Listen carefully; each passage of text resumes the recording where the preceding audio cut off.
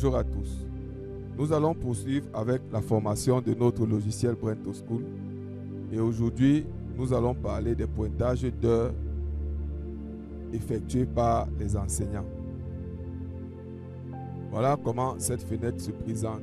Lorsque nous entrons dans notre fenêtre menu, notre fenêtre d'accueil, on clique sur pointage, on arrive dans une fenêtre comme celle-ci. Et là, le jour est initialisé à la date du jour auquel on ouvre le logiciel. Lorsqu'on va sélectionner la classe, on va sélectionner le nom du professeur. Directement, on peut ici incrémenter les heures effectuées par l'enseignant. Et dans la zone d'en bas, nous avons le récapitulatif de tous les pointages effectués dans le mois de la date sélectionnée. Donc, lorsque la date change, le récapitulatif ici en bas également va changer pour afficher les pointages qui ont été effectués dans le mois de la date sélectionnée.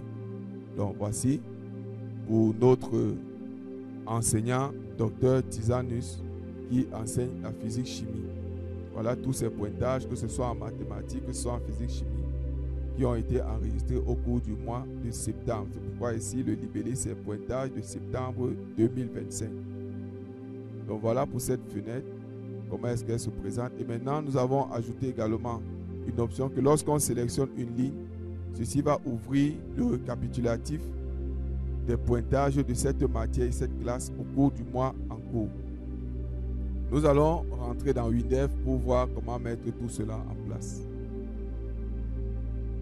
De retour dans WinDev, nous avons créé une fenêtre appelée fenêtre 15, dans laquelle nous avons disposé cette zone multiligne, telle que vous voyez à l'écran.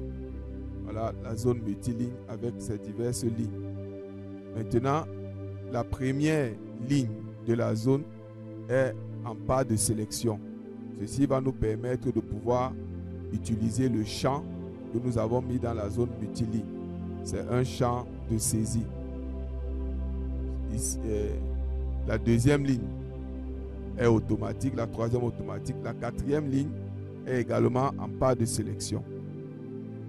Pour pouvoir manipuler les boutons que nous avons mis dans cette ligne-là. Voilà pour la description de la zone multiligne.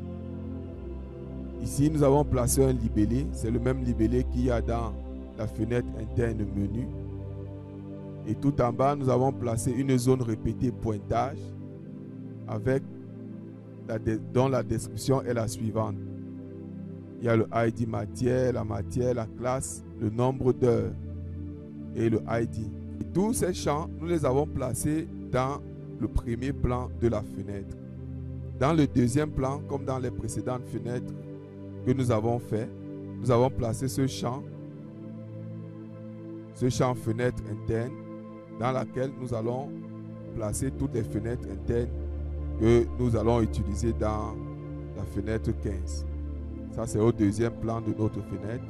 Et au troisième plan de notre fenêtre, nous avons cette zone répétée détail, dont voici la description. Dans cette zone répétée, nous allons mettre le jour, la classe et la matière, le ID du prof et le nombre d'heures.